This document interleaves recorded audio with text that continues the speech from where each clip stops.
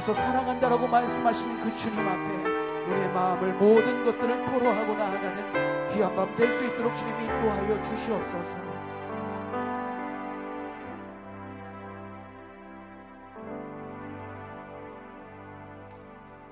오라 우리가 여호와께로 돌아가자. 여호와께서 우리를 찢으셨으나 도로 낫게 하실 것이요 우리를 치셨으나 싸매어 주실 것임이라. 여호와께서 이틀 후에 우리를 살리시며 셋째 날에 우리를 일으키시리니 우리가 그의 앞에서 살리라. 그러므로 우리가 여호와를 알자. 힘써 여호와를 알자.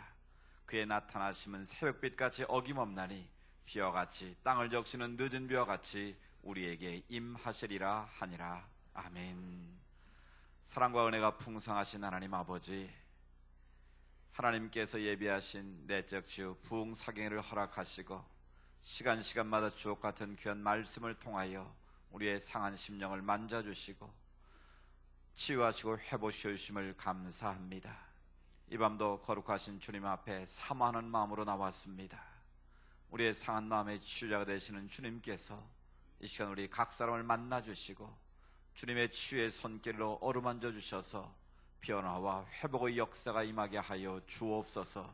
오늘 우리 가운데 함께 하실 주님을 기대합니다. 하나님, 우리 가운데 임재하셔서 주의 영광 나타내시고 우리 모두 그 임재 가운데 치유와 회복의 역사를 경험하게 하옵소서. 거룩하신 예수님의 이름으로 기원하옵나이다. 아멘.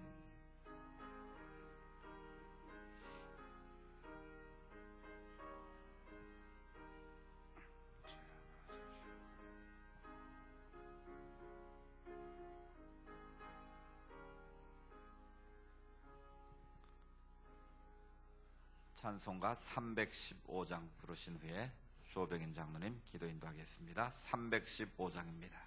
내 주 되신 주를 참 사랑하고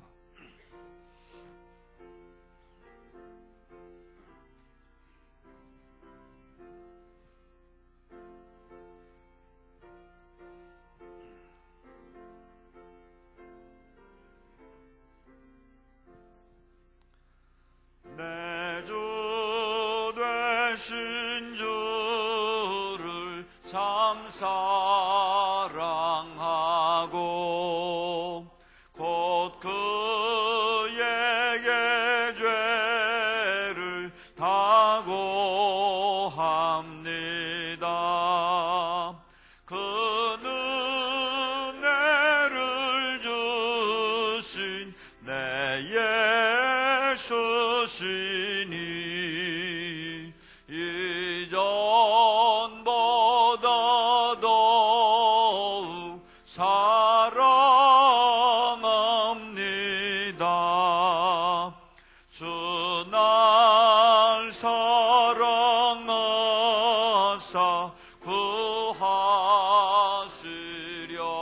구하시려고 그 십자가 고난 당하셨도다. 그가 시관 쓰시 내 할배 오니 이전보다 더욱 사랑합니다. 아멘. 내 평생에 힘쓸 그 큰 의무는 주 예수의 덕을 늘 기름이라. 숨질 때에까지 내 할 말씀은 이전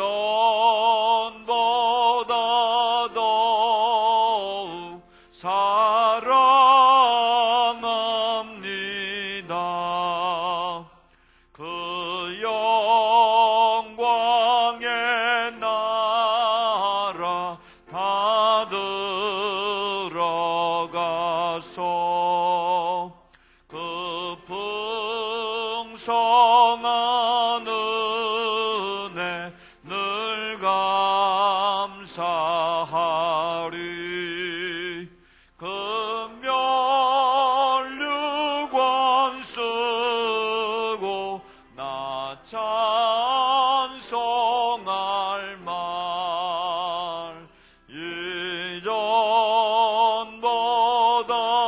더욱 사랑합니다.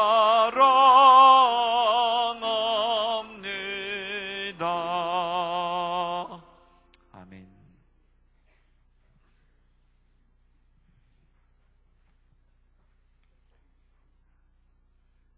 우리의 반석이시오 우리의 방패가 되시는 여호와 하나님, 하나님이 창조하신 눈이 부시도록 아름다운 계절 가을이 깊어가는 이 밤에 하나님이 사랑하시는 주스택 목사님을 보내주셔서 가을 부흥성회를 가질 수 있도록 인도하신 하나님 은혜를 감사드립니다. 기도로 준비하며 사모하는 마음으로 맞이하는 가을 부흥성회를 통해서 사도행전의 비전을 품고 초대교회를 지향하며 달려가는 성지교회와 온 성도들을 위해 하나님의 은혜가 충만하기를 간절히 기도드립니다. 전능하신 하나님 아버지, 우리가 지치고 상한 영혼, 세파에 시달린 육체의 질고 위에도 부흥의 매 시간마다 엘리야의 제단에 내렸던 성령이 불이 임하여 하나님을 만나는 축복의 시간이 되게 하여 주시옵소서. 서주택 목사님께서 선뿌리와 용서란 줄제로 귀한 말씀을 전하실 때에 성령께서 함께 하시고 인도하여 주셔서 우리의 심령의 회복과 치유의 역사를 경험하는 영성의 시간으로 인도하여 주시옵기를 원합니다. 하나님을 체험한 뜨거운 열정을 가지고 10월 26일 죽은 영혼 살리는 예수 생명잔치에는 온 성도가 참여하여 교회의 부흥의 역사를 이루는 천국 잔치가 되게 하여 주시옵소서.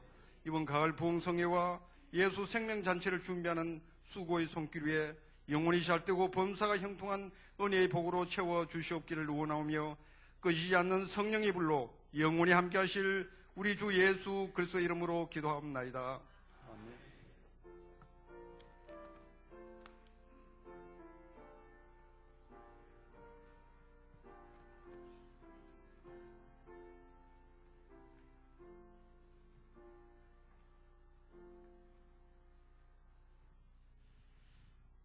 먼저 광고 말씀드리고 우리 말씀 읽고 찬양하고 말씀 듣도록 하겠습니다. 벌써 성회 네 번째 시간입니다. 내일 새벽, 낮, 저녁 세 번밖에 집회가 남지 않았습니다. 시간마다 사모하는 마음으로 나오시면 하나님께서 더 큰 은혜 주실 줄로 믿습니다. 특별히 부흥성의 마지막 날, 절기의 마지막 날 더 큰 복이 많다고 말씀하셨는데요. 우리가 매번 마지막 집회 시간에는 자녀들과 함께 와서 말씀을 듣고 또 자녀들을 축복하는 그런 시간을 갖도록 하겠습니다. 내일 밤에 오실 때는 자녀들을 위해서 또 여러분 자신의 믿음의 소원의 예물을 하나님께 올려드리면서 그 봉투에 다 쓰십시오. 그 기도의 제목, 자녀들을 위한 기도의 제목들 다 쓰셔서 우리 목사님께서 자녀들을 위해서 또 여러분을 위해서 내일 저녁에는 특별한 축복의 기도를 해주도록 그렇게 하겠습니다. 내일 새벽은 5시입니다. 5시 반이 아니고 좀 서두르서 일찍 나오셔서 귀한 말씀의 은혜를 나누시길 바라고요. 낮 집회는 10시입니다. 저녁 집회는 7시 반이고요. 남은 집회 시간 여러분들 열심히 참여하셔서 정말 치유와 회복의 역사를 경험하는 그런 은혜의 자리가 되기를 원합니다. 우리 하나님의 말씀 보겠습니다. 히브리서 12장 14절 15절 말씀입니다. 히브리서 12장 14절 15절 구약성경 신약성경 367면입니다. 신약성경 367면.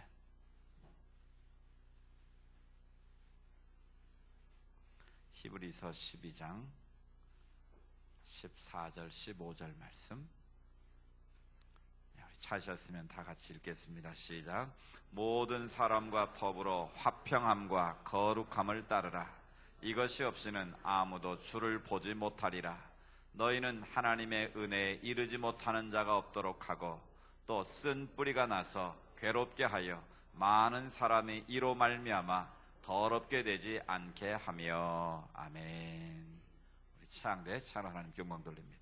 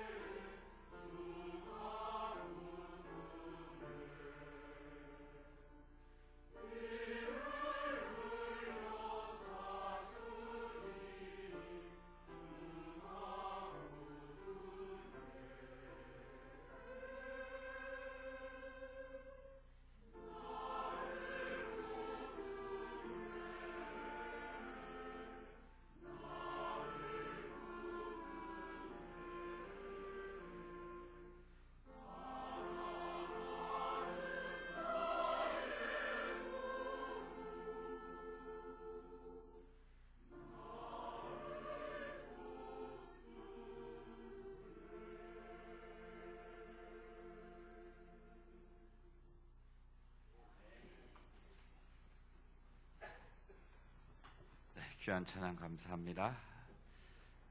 이 밤은 쓴 뿌리와 용서라는 주제를 가지고 우리 주서택 목사님 나오셔서 귀한 말씀 증거해 주시겠습니다. 우리 드린 예물을 위해서 기도하고 우리 말씀 듣도록 하겠습니다.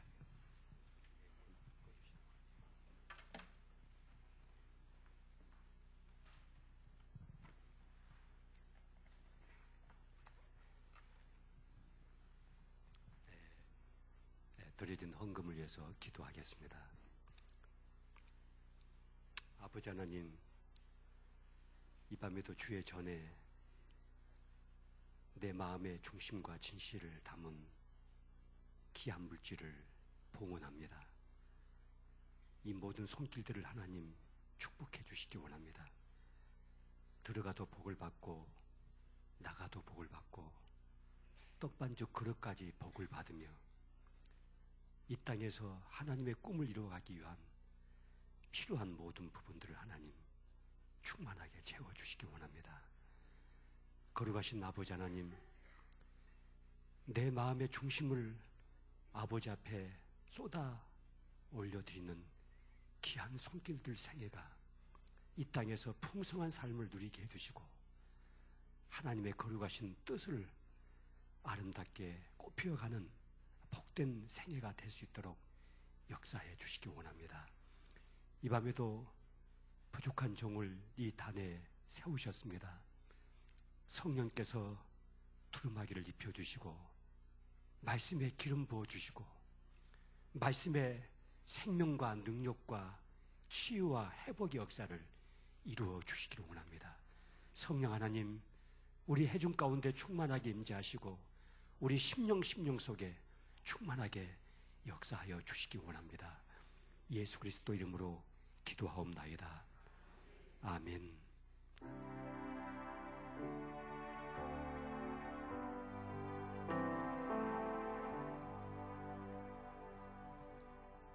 이 앞에 실수라는 글을 한번 띄워주시기를 바랍니다. 이 앞에 한번 보시죠. 네, 실수. 우리가 지나온 인생을 살아오면서 원하든 원하지 않았던 여러 순간에 우리의 삶이 실수로 물든 사람들이 있을 수가 있습니다. 이 실수를 후회하고 지금 와서 아무리 마음의 개탄을 하더라도 이것을 바꿀 수가 없습니다. 하나님께서 이 실수를 어떻게 우리의 생애 속에서 변화시켜 가실 것인지 이 시간 한번 글을 계속 띄워주시면 제가 위에 글을 읽고 여러분은 밑에 글을 읽으시고 여러분의 신앙의 고백으로 이 말씀을 선포를 하시기를 바랍니다. 하나님, 하나님, 하나님, 실수의 결과를 받아들이고 나의 약함을 받아들이고 나의 어리석음을 부끄러워하지 않고 하나님, 창조주 하나님, 저와 제 환경을 순간순간 하나님의 축복하시면 하나님의 축복하시면 하나님의 축복하시면 하나님의 축복하시면 하나님의 축복하시면 하나님의 축복하시면 감사할 줄 모르는 병을 은혜를 모르는 병을 자기밖에 모르는 병을 내 것만 기이 여기는 하나님의 축복하시면 하나님의 축복하시면 하나님의 축복하시면 하나님의 축복하시면 아멘. 여러분 그렇게 믿으십니까? 하나님을 사랑하는 자, 곧 그 뜻대로 부르심을 입은 자들에게는 모든 것을 합력하여 선을 만드신다고 하나님 우리에게 약속하십니다. 거기서 선을 만든다고 하는 것은 작품을 만든다고 하는 것입니다. 하나님은 우리 한 사람 한 사람을 위한 놀라운 계획을 가지고 계십니다. 그리고 우리의 전체 생애를 통해서 하나님은 우리 인생의 작품을 만들어 가고 계십니다. 비록 지나간 과거가 실수고 상처고 아픔으로 얼룩져 있을지라도 하나님이 그 실수와 상처를 축복하시고 우리 안에 회복하기 시작하시면 그 모든 것은 우리 인생의 작품이 될 수가 있을 것입니다. 여러분, 이렇게 보셔야 됩니다. 자, 여기서부터 여기까지가 내 인생이라고 생각을 해보십시오. 우리가 어머니 태중에 10개월 동안 있다가 태어나가지고 거기서부터 1살, 2살 시작을 했습니다. 지금 이제 100세 시대가 된다고 하지 않습니까? 그럼 여기가 이제 100세라고 생각을 해보세요. 여러분이 이 정도에서 예수를 믿었어요. 이 정도에서. 이게 20살인지 30살인지 이 정도에서 예수를 믿었다면은 하나님이 내 인생을 언제부터 관여하셨다고요? 자, 여기서부터 관여를 하셨습니까?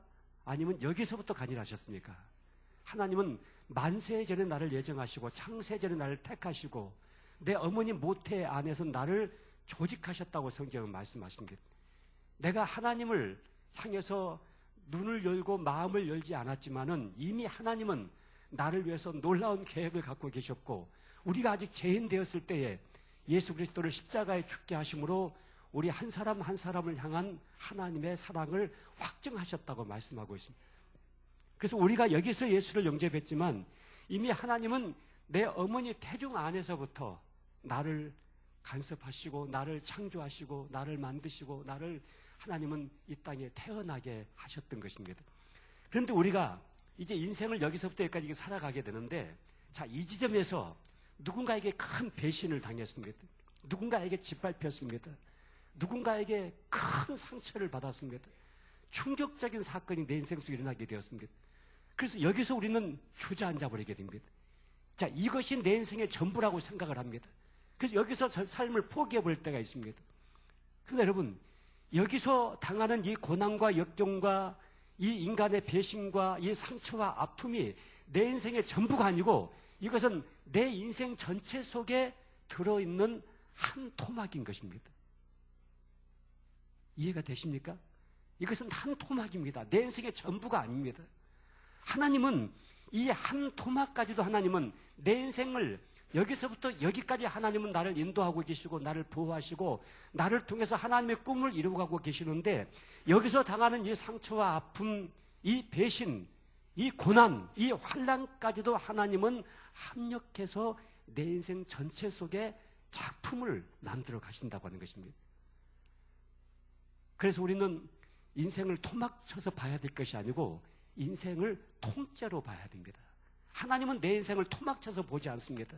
하나님은 내 인생을 통째로 보십니다. 전체를 보시면서 지금 여기서 당하는 이 고난, 여기서 넘어진 이 실수, 여기서 당하는 이 환난, 이 아픔까지도 하나님은 합력해서 내 인생의 작품을 만들어 가고 계십니다. 여러분, 작품이 되려면 날마다 햇빛만 나면 작품이 됩니까? 작품이 되려면 비바람도 불어야 되고요, 눈보라도 와야 되고요, 환한 햇살이 퍼지는 들녘도 나타나야 되고요, 아침에 물 한 개가 피어오르기도 해야 되고요, 가을에 낙엽이 떨어지기도 해야 되고요. 이 모든 것이 어우러져야만이 진정한 작품이 될 수가 있는 것입니다. 그런데 우리는 잘못 오해를 하면은 내가 여기서 당하는 이 고난과 이 역경과 이 환난과 이 아픔이 내 인생의 모든 것이라고 오해를 해버리고 여기서 주저앉아버리고 여기서 삶을 포기하고 여기서 절망해 버릴 때가 있습니다. 여러분, 자살하는 사람들이 갖고 있는 공통적인 특징 하나가 있습니다. 자살하는 사람들은 자기가 당하는 인생의 어두운 밤이 자기 인생의 모든 것이라고 생각을 하고 있습니다. 우리는 인생을 살아가면서 인간관계의 밤을 맞이할 때도 있습니다. 물질의 밤을 맞이할 때도 있습니다. 몸의 질병의 밤을 맞이할 때도 있습니다. 고난과 환난의 밤을 맞이할 때도 있습니다. 정말 일어나기 어렵고 삶을 지탱해 가기가 어려울 만큼 깊은 상처와 우리는 충격을 받는 그런 인생의 밤을 맞이할 때가 있습니다. 그런데 그 밤에 한밤중에 이 밤이 내 인생의 모든 것이라고 생각해버리고 절망해버리는 사람들이 삶을 포기하게 됩니다. 이게 자살하는 사람들이 갖고 있는 공통적인 심리의 특징입니다. 그런데 이 밤이 내 인생의 전부가 아니고 이 밤이 지나간 다음에 하나님의 새벽이 밝아오게 될 것이다. 이 밤이 지나간 다음에 하나님의 아침이 나를 위해서 예비되어 있을 것이다. 이것을 믿는 사람은 절대로 인생의 이 밤중에 삶을 포기하지 않습니다. 여러분, 우리는 하루를 계산할 때 아침부터 저녁까지가 하루라고 계산을 하시죠. 그런데 성경은 하루를 그렇게 계산하지 않습니다. 창세기 1장에 보시면 밤이 되고 아침이 오니 이는 첫째 날이니라. 밤이 되고 아침이 오니 이는 둘째 날이니라. 밤이 되고 아침이 오니, 성경은 하루를 계산할 때 깜깜한 어둠에서부터 광명한 새 아침을 향해서 나가고 있습니다. 자, 오늘 여러분과 내가 예수를 믿고 신앙생활하고 하나님 우리 아버지라는 사실을 고백하고 있을 때 그 하나님이 우리 인생의 아침입니다. 주님이 우리 인생의 아침입니다. 우리가 어떤 어두운 인생의 깜깜한 밤에 처했을지라도 반드시 하나님은 내 인생의 아침을 예비하시고 내 아침 인생의 새벽을 예비하시며 내 인생을 축복해 가실 것입니다. 그래서 내 인생을 토막쳐서 보지 말고 통째로 봐야 됩니다. 저는 19살 때 결핵성 늑막염으로 제가 쓰러졌습니다. 그래서 6개월 동안 병상생활을 했습니다. 한 달 동안 병원에 입원해 있기도 했었습니다. 날마다 주사기로 등에서 물을 뽑아냈습니다. 지금은 의학이 많이 발달돼가지고 이런 늑막염도 쉽게 고칠 수가 있는데, 제가 19살 때 그 늑막염은 굉장히 심각했습니다. 더구나 결핵을 끼고 있는 늑막염이 돼가지고 저는 인생이 다 끝난 줄 알았습니다. 그때 제가 병원에 입원해 있으면서 창문 밖으로 내다보면서 가장 소원 하나가 있었던 것이 자전거를 한번 타봤으면 좋겠다 하는 소원이었습니다. 걷는 것이 힘들었습니다. 숨이 차기 때문에. 근데 과연 내가 이 병원에서 퇴원을 해가지고 저 자전거를 타고 내가 지나갈 수가 있을까? 나는 자전거만 탈 수 있으면 좋겠다. 그런 생각을 가지면서 제가 병원에서 입원했던 적도 있었습니다. 그렇게 절망적이었습니다. 그런데 지금 돌아보니까 그 사건이 오늘의 저를 목사로 만들었습니다.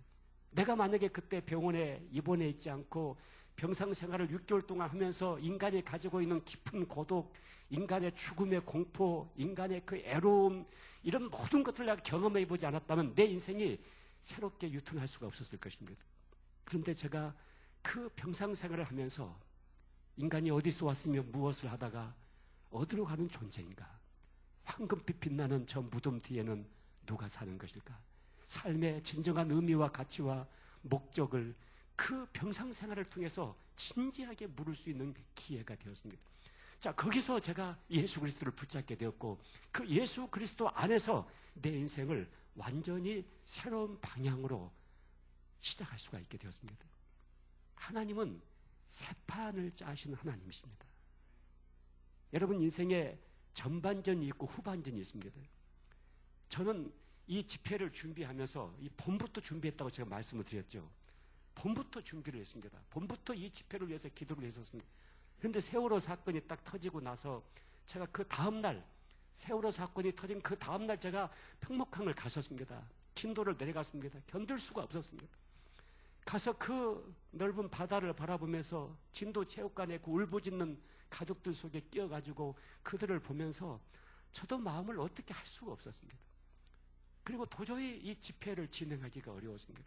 그래서 목사님께 말씀을 드리고, 목사님도 역시 그런 마음에 같이 공감을 해 주셔서 이 집회를 이제 가을 집회를 이렇게 옮겨왔는데, 오랫동안 기도하면서 이 집회를 준비를 했었습니다.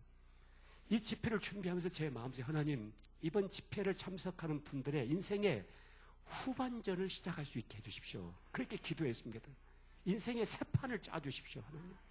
여러분, 전반전 인생이 아무리 망가지고, 아무리 꼴을 많이 먹고, 아무리 엎어지고, 아무리 실수가 많고, 아무리 실패가 많았을지라도 하나님께서 새 판을 짜가지고 후반전에서 역전을 시켜버리면 인생은 승리할 수가 있습니다. 여러분들이 지나간 인생이 후회거리도 많을 것이고 실수도 많을 것이고 정말 내 인생 속에 안타까움이 많이 있는 그런 인생을 보낼 수도 있을 것입니다. 누군가에게 짓밟힌 인생일 수도 있고, 누군가에게 버림받은 인생일 수도 있고, 누군가에게 찢겨진 인생일 수도 있고, 누군가에게 깊은 상처를 받은 인생일 수도 있고, 그런 삶이 있을지라도 하나님은 우리 인생에 판을 바꾸실 수가 있습니다. 새 판을 짜신 하나님이십니다. 그래서 이번 이 집회를 이제 내일 밤까지 진행하는데, 이 집회 이전에 인생을, 여러분 인생의 전반 여행을 생각을 해보십시오. 이 집회 이전에 내 인생은 전반전이다. 이제 여기서부터 내 인생의 후반전은 시작이 된다. 하나님과 함께 이제 지금까지는 하나님이 내 편이셨지만 이제 내가 하나님 편이 되어서 하나님과 손을 붙잡고 내 인생의 마지막 아름다운 꿈들을 나는 하나님 안에서 이루어가게 될 것이다. 내 인생의 후반전을 시작하게 될 것이다. 새 판을 짜시는 그 하나님 앞에서 그런 믿음의 은혜를 여러분이 받으시기를 바랍니다. 따라서 해보십시다. 내 인생을 토막쳐서 보지 않고 통째로 본다. 통째로 본다. 하나님은 내 인생을 통째로 보고 계십니다. 전부를 보고 계십니다.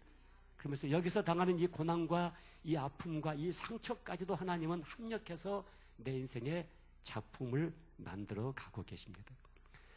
제가 수많은 목사님들도 상담을 하고 또 수많은 성도들을 상담을 하면서 아주 중요한 것 한 가지를 제가 보게 된 것이 있었습니다. 그것은 여러분 우리 몸에 이렇게 많은 혈관들이 우리 몸에 꽉 차 있지 않습니까? 혈관의 길이라고 하는 것은 엄청난 길이죠. 그런데 어느 혈관 하나에 가다가 피가 딱 막혀버리면 거기서 혈액과리가 생기고 그 혈액과리가 뇌에서 터지면 뇌출이 되고 장에서 터지면 장출이 되고 위에서 터지면 유출이 되는 거 아닙니까? 중요한 것은 이 건강을 우리가 관리하는 데서 가장 중요한 부분이 우리의 혈액이 우리 몸의 모든 말초신경까지 잘 흘러갈 수 있도록 이 혈액 관리, 이 혈관 관리, 혈액 순환, 이 부분이 굉장히 중요한 부분입니다.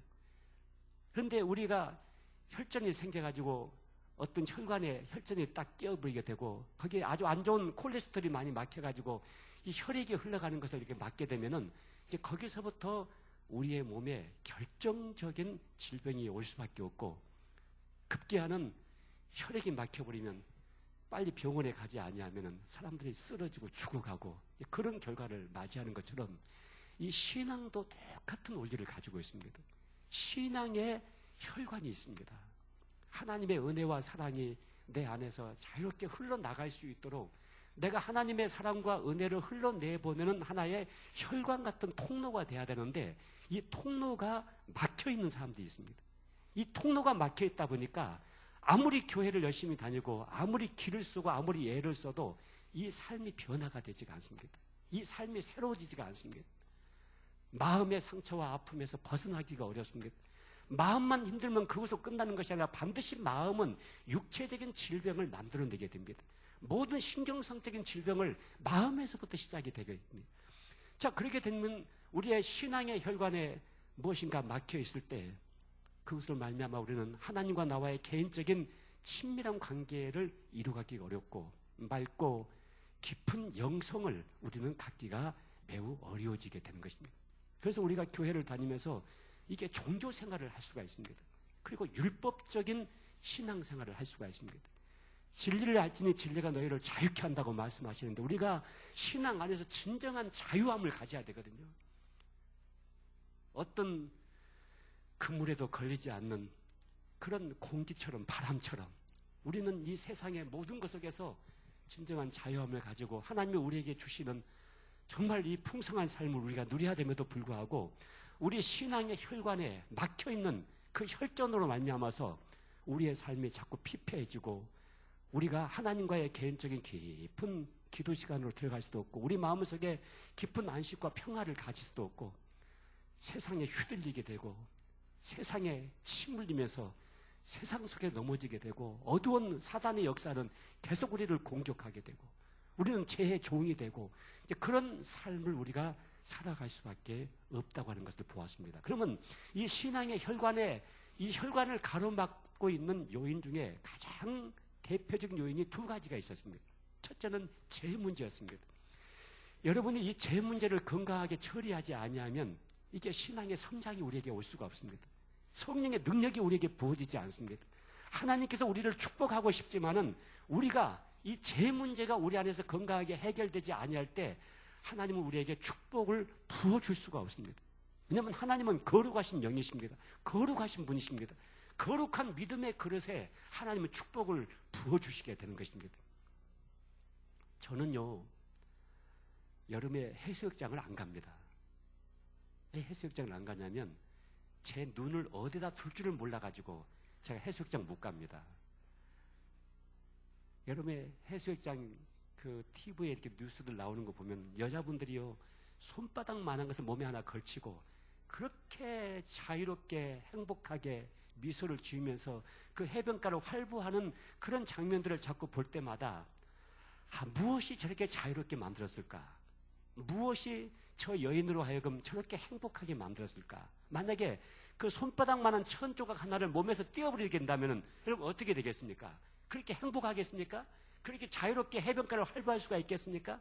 아니죠. 그 천 조각 하나가 몸을 가려주는 그것 때문에 그렇게 자유를 만끽하고 그렇게 행복하게 해변가를 걷는 여인들의 모습을 보면서 허물의 사함을 받고 죄의 가리움을 받는 자가 복이 있다 이렇게 말씀하십니다. 여러분 예수 그리스도의 십자가의 보혈의 능력은 우리에게 의의 세마포옷이 되게 있습니다. 그래서 우리는 예수님의 십자가의 보혈로 우리의 모든 죄를 깨끗하게 씻어내고 예수님의 십자가의 보혈로 의의 옷을 우리에게 입혀주시고 우리는 주님의 보혈의 능력으로 우리는 이 세상의 모든 죄와 어둠에서 자유함을 갖게 되고 하나님이 주시는 진정한 능력 있는 삶을 살아갈 수가 있게 되는 것입니다. 여러분 우리가 깨끗한 삶을 사는 것이 목적이 아닙니다. 신앙생활이라고 하는 것은 내가 완벽한 삶을 사는 것이 목적이 아닙니다. 신앙생활의 궁극적인 목표는 우리가 예수 그리스도의 십자가의 보혈의 능력에 얼마만큼 나 자신을 맡기고 있는가, 예수 그리스도의 십자가의 보혈의 능력으로 얼마만큼 내 허물과 죄를 가리움을 받고 있는가, 여기에 신앙의 궁극적인 목표가 있는 것입니다. 연탄 공장에 가가지고요 연탄을 안 만져도 그 도시에 살기만 해도요 옷이 다 까매집니다. 이 세상은 제약된 세상입니다. 어둠의 세력이 이 세상을 지배를 하고 있습니다. 눈에 보이는 것이 전부 다 우리를 유혹하는 것이고 마음에 들어오는 모든 생각들이 우리를 넘어지게 하는 생각들입니다. 우리는 순간순간 죄를 범할 수밖에 없고 실수할 수밖에 없습니다. 그런데 그 죄 문제를 어떻게 해야 될 것인가? 제가 앞에서 말씀을 드린 것처럼 여러분 깨끗한 집이 있고 더러운 집이 있다. 깨끗한 집은 집이 깨끗하고 더러운 집은 집이 더러운데 깨끗한 집에는 쓰레기가 없고 더러운 집에만 쓰레기가 있는 것이 아니고 깨끗한 집에는 쓰레기가 어디가 있다고요? 쓰레기통 속에 들어가 있고 더러운 집은 쓰레기가 널려져 있을 뿐이다. 그 쓰레기를 어떻게 처리했느냐에 따라서 깨끗한 집이 될 수가 있고 더러운 집이 될 수가 있는 것처럼 여러분이 가지고 있는 죄성, 여러분이 가지고 있는 하나님 앞에서 실수, 나의 부족함, 나의 허물, 이 모든 것들을 예수 그리스도의 십자가의 보혈로 가리움을 받게 됐을 때 우리는 거룩한 하나님의 자녀가 될 수가 있는 것입니다. 여러분 손수건을 가지고 다니는 목적이 어디에 있습니까? 손수건을 깨끗하게 보관하기 위해서 갖고 다닙니까? 아닙니다.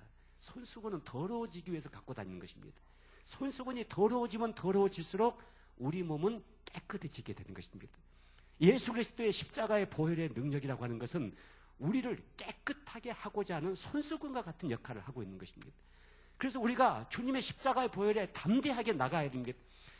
내가 이렇게 죄를 범하고 이렇게 실수했기 때문에 나는 하나님께 찍혔다. 나는 완전히 하나님께 목이 잘릴 것이다. 이것은 십자가를 무효화시켜버리는 것입니다. 십자가를 백지화시키는 무서운 불신앙인 것입니다. 그래서 성경은 우리가 우리 죄를 자백하면 저는 미쁘시고 의로우사 우리 죄를 사하시며 모든 불의에서 우리를 깨끗게 하신다고 약속하고 계십니다.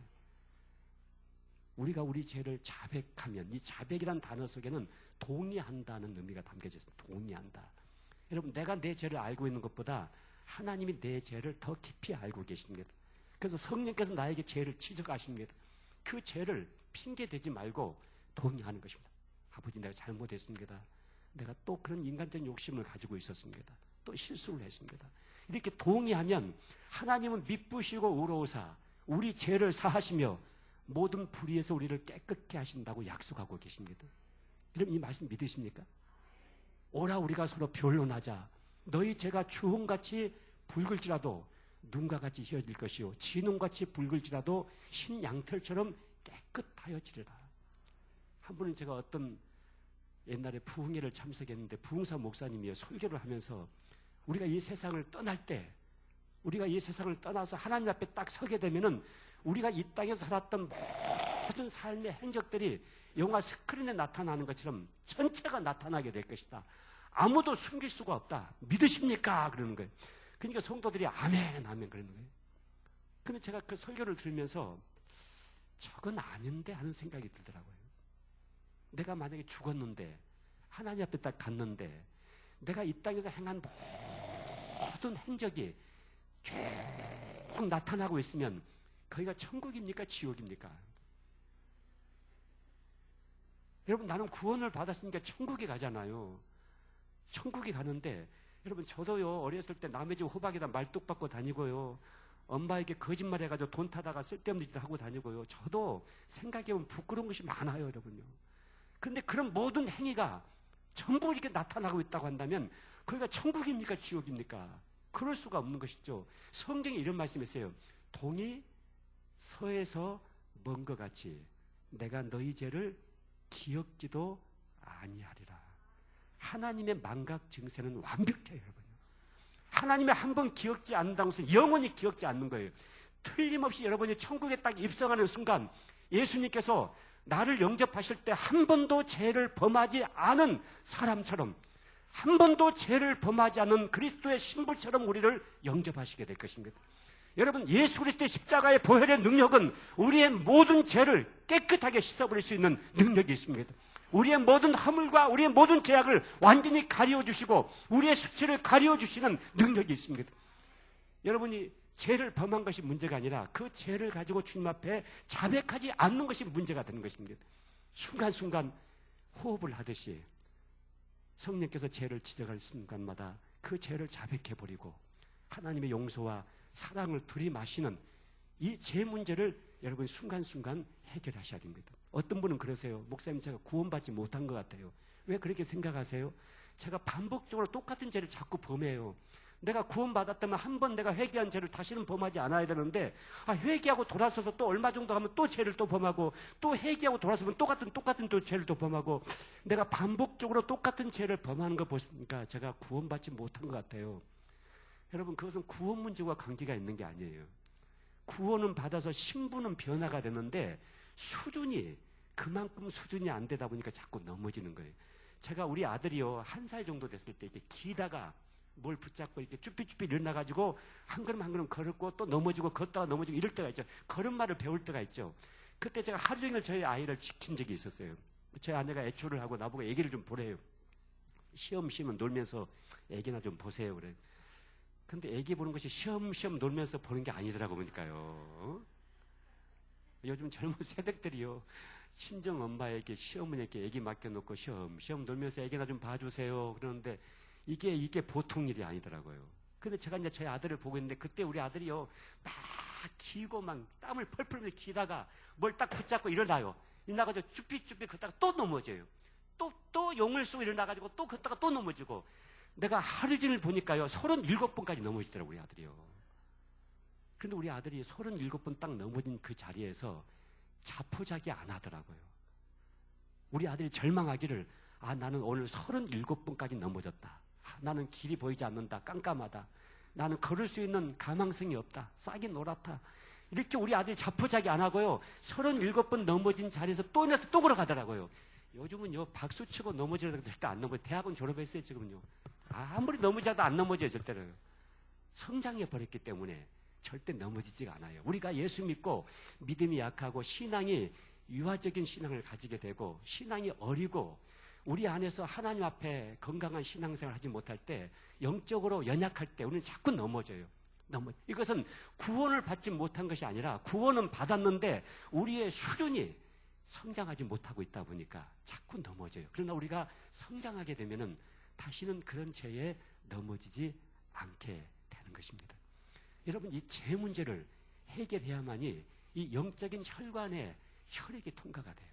또 하나 결정적인 문제가 뭐냐면 누군가를 용서하지 못하는 마음을 가지고 있을 때 이것이 신앙의 혈관을 가로막는 결정적인 혈전 역할을 하는 것을 보게 되었습니다. 자, 오늘 성경 말씀을 봐보세요.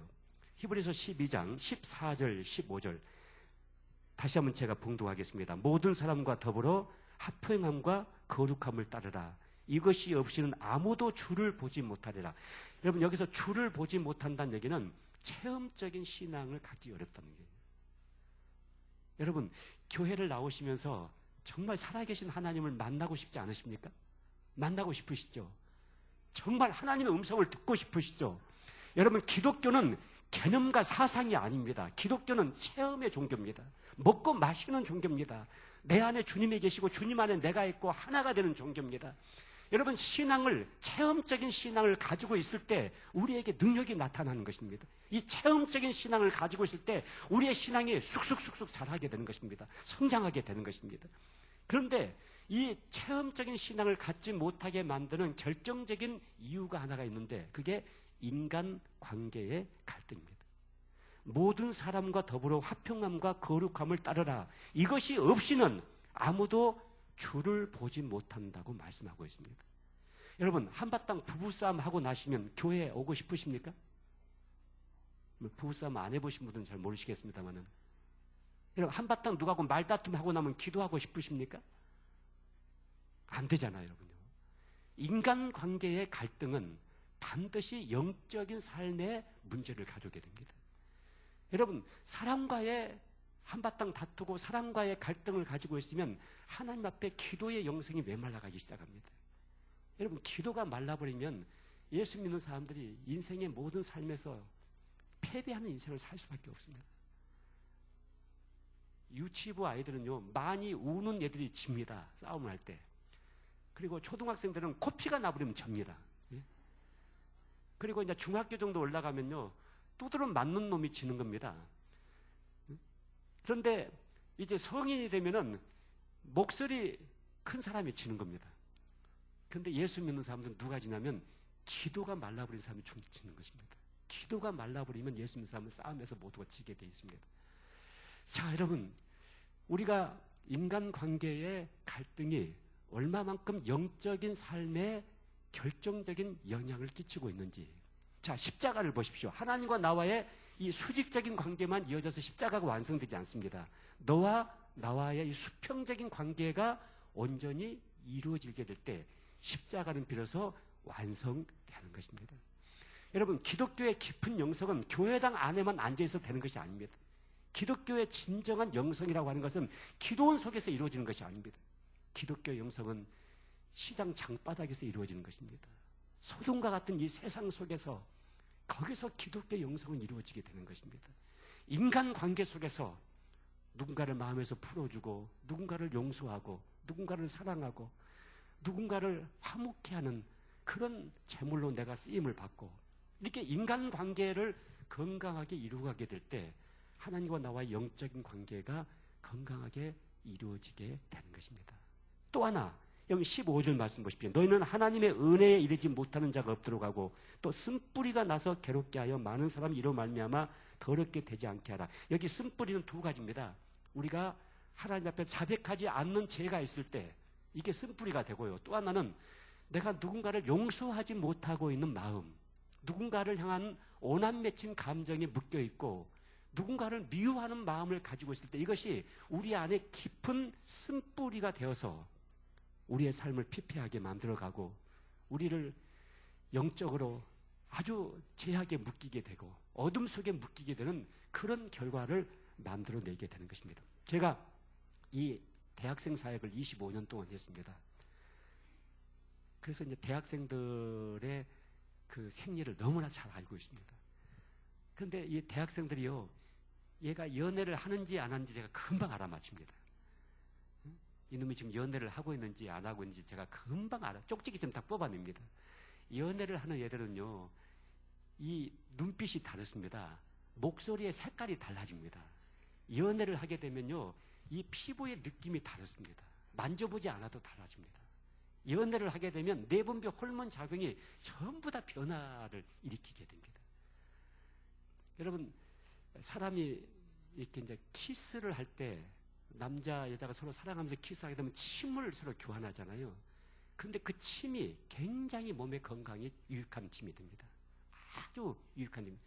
그런데 강제로 키스를 당할 때 그 받는 그 침은 독소입니다, 여러분. 여러분, 사람이요, 큰 독을 품고 말을 하게 될 때 그것을 독설이라고 그럽니다. 근데 사람을 죽이는 것은 칼과 창으로만 죽이는 것이 아니고 독을 품고 있는 사람들의 그 말 한마디, 이게 독설이 됩니다. 독을 품고 있는 사람들의 그 눈빛 하나, 그게 사람을 죽이게 됩니다. 여러분, 도둑 맞고 억울해가지고 자살했다, 그런 얘기 들어보셨습니까? 아무리 많은 것을 도둑을 맞아도 사람이 마음이 안 무너지거든요. 그런데 누군가에게 나를 비하하는 말 한마디, 내 인격을 모독하는 말 한마디, 내 자존심을 손상시키는 눈빛 하나, 그런 것을 받고 사람들이 막 자살을 해버리잖아요. 사람이 눈에서 총 쏜다고 그러잖아요. 눈총을 쏜다고 그러잖아요. 눈으로 총을 팡팡팡 쏘니까요, 그거 맞고 막 죽는 거예요. 이게 사람이 독을 품고 있는 사람의 입에서 나오는 언어, 눈빛, 이 모든 것들이 사람을 죽이고 사람에게 상처를 주는 결과를 만들어내게 되거든요. 여러분이 예수 믿기 전에는 독이 많았죠, 여러분들에게도요. 여러분, 그렇죠? 예수 믿고 난 다음에 사람이 좀 괜찮아졌죠? 솔직하게 얘기를 해보세요. 아직도 문제가 많습니까? 여러분, 예수 믿고 난 다음에 사람이 좀 마음이 유해지고, 사람이 좀 부드러워지고, 온순해지고, 사람이 좀 착해지고, 좀 양보할 줄도 알고, 좀 이웃을 좀 배려할 줄도 알고. 여러분, 예수 믿고 난 다음에 참 여러분들에게 독이 많이 해독이 됐어요. 근데 제가 지금 이렇게 보니까 아직도 독들이 남아있네요, 보니까. 이 독을 해독을 시켜야 돼요. 이 독을 해독을 시키기 위해서는 약을 먹어야 되잖아요. 그 약이 신약과 구약이 된다고요. 이 신약과 구약을 성경의 용광로에 집어넣어가지고 이 말씀을 찌개백반을 만들어서 먹고 마시면 피가 되고 살이 되고, 그러면 우리 몸에서 독이 다 해독이 된다고요. 사람이요, 여러분, 사람이 꽃보다 아름답다, 그 말은 사람을 모독하는 말이에요. 내가 볼 때 어떻게 사람을 꽃에다 비교를 합니까, 여러분요? 사람처럼 아름다운 것이 어디가 있습니까? 이 꽃하고 사람을 어떻게 비교를 할 수가 있습니까? 그게 사람을 꽃에다가 비교하는 것은, 이것은 사람을 내가 모독하는 것이다, 그렇게 나는 생각을 합니다. 여러분, 사람은요 정말 아름답습니다. 저는 누군가를 생각하면 가슴이요 너무 막 따뜻해지기도 하고, 누군가를 생각만 해도 가슴이 훈훈해지기도 하고, 누군가를 생각만 해도 살 소망이 생기고, 누군가를 생각하면 희망이 내 마음속에서 뭉게뭉게 막 피어오르고. 여러분, 사람들이요 얼마나 아름다운지 모르겠어요. 근데 이 사람들의 변화의 폭이라고 하는 것은, 그 가능성의 폭은 사람이 잘 되면 천사보다 더 잘 될 수가 있어요. 더 아름다워요. 근데 사람이 악해지면요 짐승만도 못한 그 악한 자리로 떨어질 수밖에 없어요. 이렇게 사람의 변화의 폭은 엄청나게 큰 간격을 가질 수가 있는데, 특별히 우리가 누군가를 용서하지 못하고 있는 이 마음을 가지고 있을 때 내 안에 깊은 독을 갖고 있는 것입니다.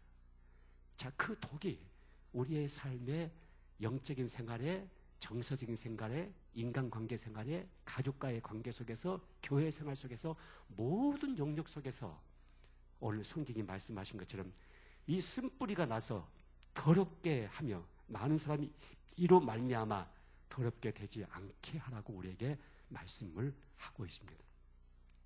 자, 오늘 밤에 저희가 이제 내축추, 제가 이제 세미나를 2박 3일 동안 하면서 15개 과정을 진행하는데요. 그 15개 과정 중에서 가장 중요한 과정이 바로 이 밤에 우리가 진행하는 이 과정입니다. 이 쓴뿌리와 용서의 과정입니다.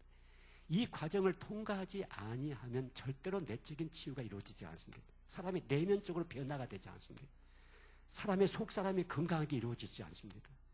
반드시 이 과정을 통과를 해야 됩니다. 이게 바로 쓴뿌리와 용서라고 하는 과정입니다. 우리 한국에 기독교 교도소가 지금 있습니다. 우리 한국 국회에서 이제 법이 통과가 돼가지고 몇 년 전에 이 여주 쪽에 기독교 교도소가 지금 세워져 있습니다. 한국의 최초의 민간 교도소입니다. 그런데 그 교도소에서 행하는 프로그램을, 이 교도소가 개원하기 전에 여주 교도소에서 3년 동안 프로그램을 운영을 했습니다. 그래서 이제 기독교 교도소를 개원을 해가지고 그 교도소에 있는 죄수들을 교화를 시켜가는데, 기독교적인 어떤 프로그램을 가지고 그들을 교화를 시켜갈 것인가. 그래서 우리 이 내적 치유 사역이 굉장히 중요한 프로그램으로 채택이 됐습니다. 그리고 3년 동안 여주 교도소에서 3년 동안 계속해서 이 장기수도를 대상으로 적용을 했습니다. 지금도 이제 1년에 2번씩 우리 기독교 교도소에서 우리 내적 주 프로그램을 지금도 운영을 합니다. 전체 죄수들을 대상으로 운영을 하는데, 제가 여주 교도소에서 3년 동안 이 장기수를 대상으로 그들을 상담하고 이 내적 치유 프로그램을 적용을 해가면서 만난 사람들이 참 기억에 남는 사람들이 많이 있습니다. 어떤 사람은 자기 아버지를 죽였습니다. 아버지를. 어떤 사람은 자기 아내를 죽였습니다. 어떤 사람은 정말 절친했던 친구를 또 죽였습니다. 이 살인죄로 들어와서 장기수로 복용하고 있는 사람들, 또 살인, 강도, 강간, 이런 굉장한 그 흉악범들이 장기수가 있는데, 그들을 이제 제가 교도소 가서 이렇게 만나보니까 그렇게 사람이 순할 수가 없어요. 다 사람이 착해요. 이 사람이 사람을 죽이고 들어왔다는 것이 이해가 안 되는 거예요. 그런데 그들이 한 얘기가 한결같이 그런 얘기를 해요.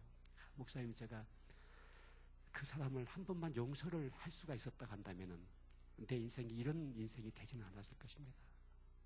용서할 수가 없었습니다. 그래서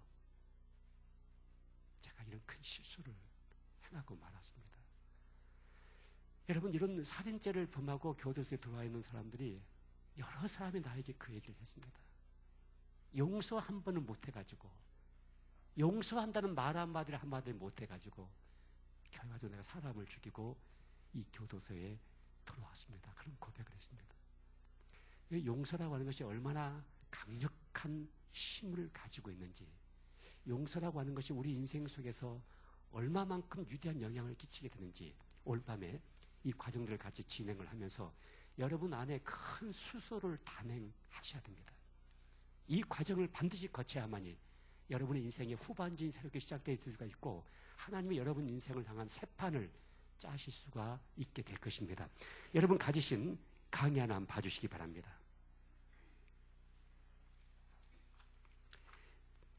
우리가 받은 고통과 상처는 사단의 쓴뿌리가 되어 우리의 성품과 내면에 악 영향을 일으키게 됩니다. 내 안에 깊은 상처를 치유하기 위해 하나님은 용서하라고 명령하시며 순종하고자 하는 자를 도와주십니다.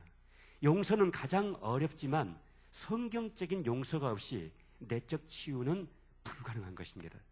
자, 내가 누군가를 용서하지 못하는 쓴뿌리가 내 안에 있는지 먼저 점검을 해봐야 됩니다. 혹시 지금 이 유인물 없으신 분 계십니까? 손 들어 보십시오. 유인물 없으신 분들, 예, 이 앞에도 없으시네, 저쪽에도 없으시고, 예, 좀 없으신 분 손 들시면은 이 유인물을 나눠드리도록 하겠습니다. 우리가 오늘 오전 우리가 같이 집회 때도 이 그림을 좀 봤습니다만은 쓴뿌리 그림을 한번 보여줄 수가 있을까요? 여러분, 밖에 나온 모든 증상과 결과는 어디서 만들어지냐면 뿌리에서 만들어지게 됩니다.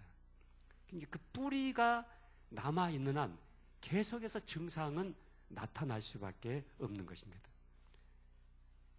자, 그러면 이 그림입니다. 보십시오. 여러분, 우리 마음의 상태가 이제 땅인데 이 땅 속에 뿌리가 있습니다. 그 뿌리에서 전부 다 지금 엉겅퀴와 아카시아라든가 이런 것들이 전부 다 이렇게 만들어지게 됩니다. 그래서 아무리 우회를 잘라내도 뿌리가 살아있는 한 또 거기서 또 순이 또 나오고 또 순이 나오고, 그래서 모든 증상과 결과는 반드시 원인이 있고 뿌리가 있습니다. 자, 여러분들의 삶 속에 몇 가지 증상을 이 시간 체크를 먼저 해보겠습니다. 나에게 이런 증상이 있다고 한다면 반드시 내 안에 누군가를 용서하지 못하고 있는 깊은 쓴뿌리가 내 안에 자리 잡고 있다는 사실들을 여러분 생각해 보셔야 됩니다. 첫째, 1번 같이 읽으실까요? 자, 여러분 유인물 다 보세요.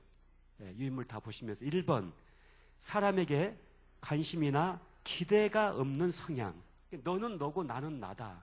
여러분, 한 가족들 안에서도요, 서로 눈길을 마주치지 아니하고 살아가는 사람들이 있어요.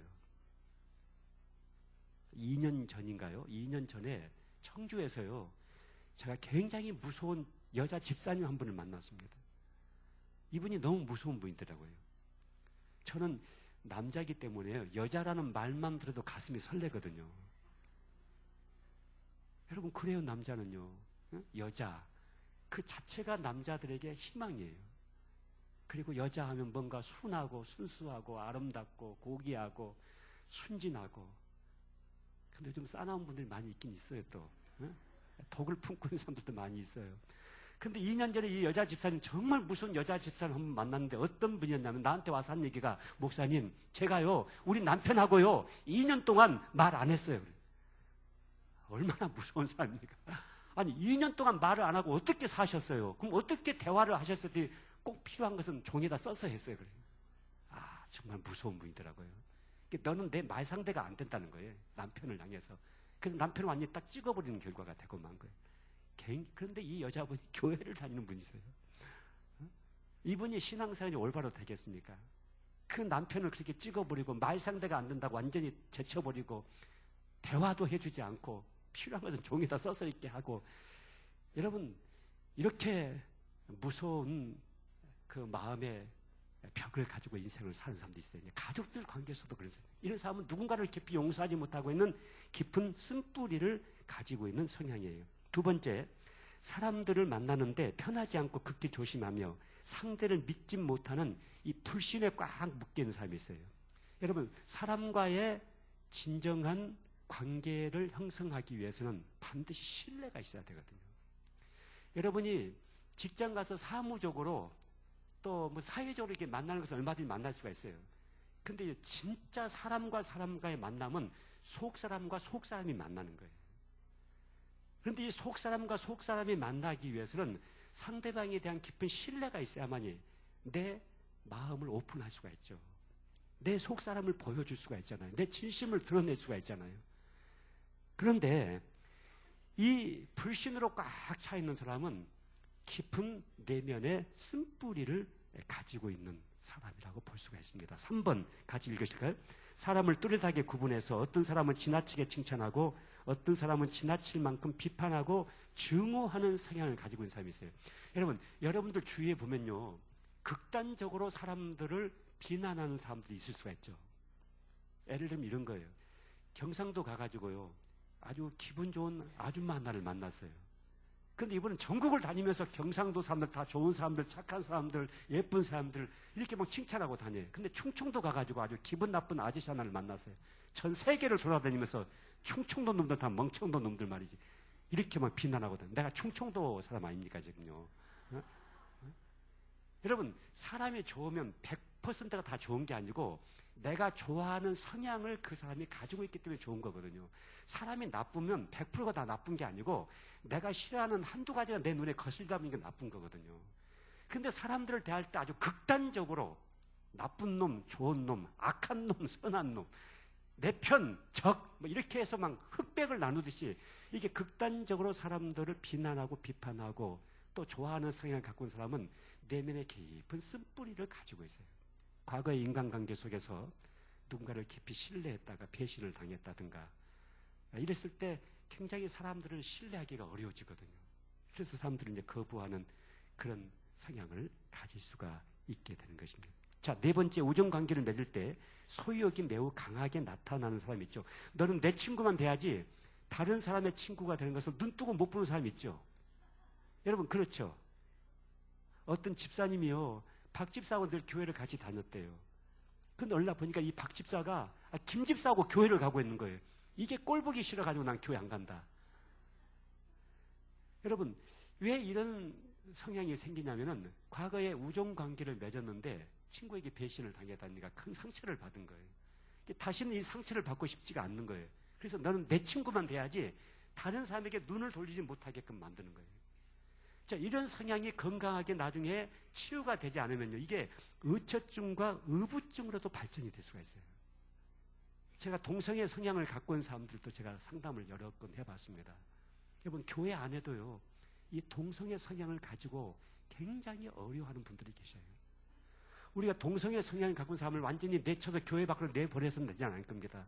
그 사람들도 우리가 끌어안아야 되죠. 근데 동성애 자체를 우리가 수용할 수는 없습니다. 그것은 하나님이 만드신 것이 아닙니다. 제가 보니까요, 이 의처증과 의부증이라는 것도 굉장히 무섭습니다. 어떤 할머니 한 분이요, 저에게 와서 상담을 했어요. 할아버지가 80이에요. 근데 이 할머니가 계속 할아버지를 쫓아다니고 있어요. 여러분 80이 되신 할아버지가 다니면서 무슨 짓을 하겠습니까 이제는요. 예? 근데 이 할머니는 그 할아버지를 마음에 놓지를 못하는 거예요. 계속 쫓아다니게. 이게 여러분 이 의부증이요 굉장히 무섭습니다. 의처증도요. 여러분 의처증에 걸려있는 사람을 보면요 완전히 묶어버립니다. 밖에 외출도 못하게 하고 시장도 못 가게 하고 교회를 절대 못 가게 만들어요. 교회 가면 목사님과 눈 맞춘다고 말이죠. 이게 절대 못 가게 만듭니다. 이 의처증, 의부증이 이것은 하나의 증상입니다. 여러분. 동성애 성향도 하나의 증상입니다. 그것을 만들어내는 뿌리가 있습니다. 그런데 제가 보니까 이 어렸을 때 성적인 폭행을 당했다든가 아주 성추행을 강하게 당했다든가 이런 것들이 건강하게 해소가 되지 않고 치유가 되지 않으면 반드시 동성애 성향으로 이렇게 발전되기도 하고요. 이게 굉장히 부정적인 영향으로 많이 발전되는 것을 보았습니다. 여러분 사람이 경험할 수 있는 가장 강력한 경험이 성적인 경험입니다. 이 성적인 경험이라고 하는 것은 영혼을 터치하는 것입니다. 여러분 하나님이 인간의 이 성적인 관계를 통해서 생명을 하나님께서 잉태하게 하시잖아요.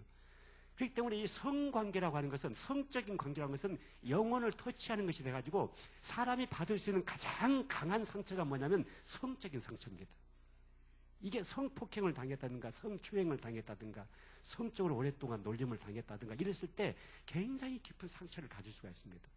이 상처를 건강하게 치유가 되지 않을 때 거기서 여러 가지 부정적인 증상들이 너무나 많이 만들어지는 것을 보았습니다. 이 동성애적인 증상을 갖고 있는 사람들도 그런 어렸을 때 이런 성적인 문제에 대해서 굉장히 상처를 받고 이것이 이제 건강하게 치유가 되지 않은 상태 속에서 이게 이제 자기 내면의 세계로 들어가가지고 완전히 자기 속에 딱 갇혀버리게 됐을 때 이런 동성애적인 성향으로 발전이 되기도 하고 여러분 그런 분들이요 교회 안에서 변화가 되는 것을 보았습니다. 치유가 됩니다. 여러분 사람이 변화된다는 것을 믿으시죠? 네, 변화가 됩니다. 성령의 능력은 말씀의 능력은 이제 그런 것도 변화를 시킬 수 있는 능력을 가지고 있습니다. 또 자, 다섯 번째 같이 한번 읽어보실까요?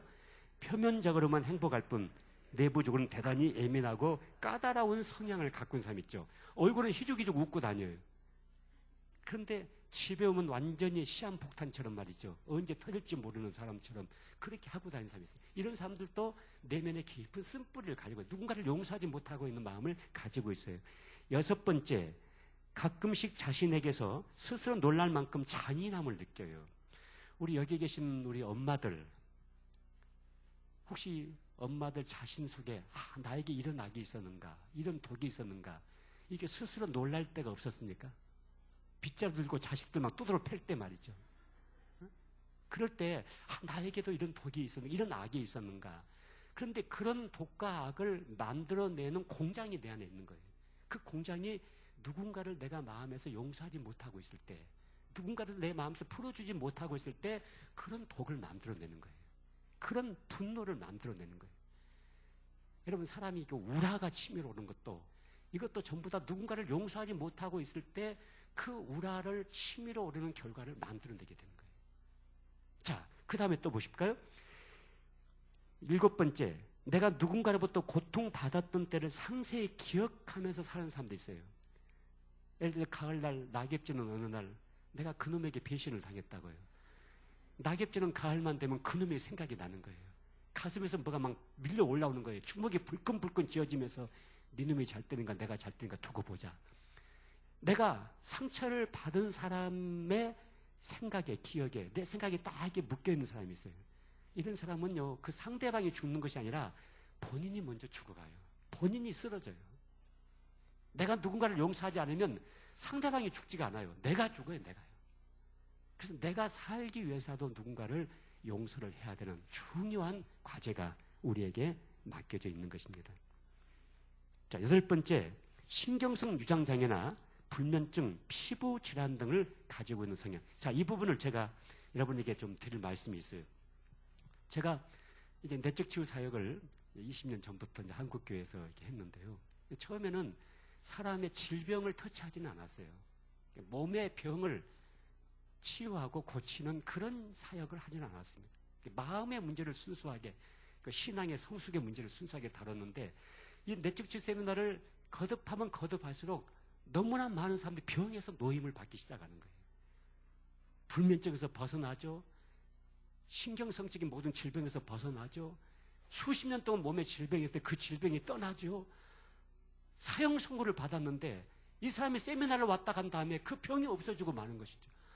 한 번은요, 여기 장이동에, 서울 장이동에 교회 목사님 사모님이시면서 병원 원장님이신 분이 제 세미나를 오셨어요. 왜 오셨냐면 불면증 때문에 오셨어요, 사모님이요. 당신이 이제 병원 원장이기 때문에 친구 정신과 닥터들을 만나가지고 상담도 하고 했지만은 이 불면증에서 벗어나기가 어려웠어요. 근데 목사님 사모님이 내가 교인들에게 불면증이 있다고 이렇게 뭐 기도 제목 내놓을 수도 있는 것도 아니고, 근데 너무나 힘이 들었던가 봅니다. 그런데 어느 날 목사님이 외출을 하고 돌아오더니만 책을 한 권 들고 오셨대요. 그런데 목사님이 이 책을 사모님에게 주면서 이 책은 진짜 책 같으니까 당신이 한번 읽어보라고 책을 줬는데 그 책이 내 마음속에 울고 있는 내가 있어요. 그 책이었다고 합니다. 이 사모님이 그 책을 이제 한밤중에 밤 12시가 넘어가는데 정신이 초롱초롱 맑아지고 잠은 오지 않고, 그래서 그 책을 읽고 그 책을 읽는 과정 중에 이 사모님 속에 성령의 터치가 있었어요. 그래서 이 사모님이 이제 그 다음 세미나에 오시게 됐는데, 여러분 불면증이라는 것이 굉장히 무서운 병입니다. 자, 여러분들 중에 이렇게 누웠다 하면 딱 주무신 분 계시죠? 자, 손 들어보세요 한번요. 야단치는 거 아니니까 손 들어보세요. 예. 딱 누웠다 하면은 자, 베개에다가 머리를 딱 댔다 하면 딱 주무시는 분 손 높이 들어보세요. 괜찮아요? 높이 드세요. 예, 네, 예, 손 들으세요. 이분들은요 이번 주일날 특별 감사한금을 다 하세요. 정말 여러분들은 하나님께 큰 지금 복을 받고 있는 거예요. 사람이 잠을 잘 때 성장 호르몬이 분비가 되거든요. 그리고 이 생명의 에너지원이 만들어진다고 잠을 잘 때요. 근데 잠을 하루 못 자고 이틀 못 자고 세틀 못 자면 이 뇌세포가 막 죽어가기 시작합니다. 여러분 잠을 3, 4일 못 자면 이 기억력이 희미해지기 시작합니다. 그만큼 이 잠이라는 것이 중요하거든요. 그래서 성경에는 하나님이 사랑하는 자에게 뭘 주신다고요? 잠을 주신다 그랬거든요. 그래서 저희 교회에서는요, 제가 이제 설교하다가 보면은 이게 조는 분이 계세요, 예배 시간에요. 그러면 제가 이제 조용하게 설교를 해요. 안 깨려고. 제가 지금까지 이제 목회를 12년 동안 했어요. CCC에서 사역을 25년 동안 했고, 목회 사역을 12년 했고, 전체 37년 동안 제가 전임 사역을 하게 됐는데요. 목회를 지금 12년 동안 하면서 보니까 예배 시간에 조는 사람이 교회를 떠난 케이스는 한 케이스도 없어요, 우리 교회. 한 케이스도 없어요. 근데 예배 시간 두 눈을 부릅뜨고 목사님 설교 어디가 틀렸고 언제 써먹은 예와 또 어떻게 써먹고 있는가 이것만 따지는 사람 있잖아요. 그런 사람들은 교회를 떠나더라고요. 그래서 우리 교회는요, 누가 옆에서 졸면요 뿌시록 소리도 내지 말자. 깊이 자고 가게 하자. 얼마나 지치고 피곤했으면 교회 오니까 이제 마음이 풀어지기 시작하는 거예요. 세상에서 눈치 보고 밥치 보고 세상에 참 그러잖아요. 근데 교회 딱 들어오니까 하나님 품에 안기니까 모든 긴장감이 딱 내려오게 되는 거예요. 그러면서 이제 이 뇌세포가 휴식에 들어가기 시작하는 거예요.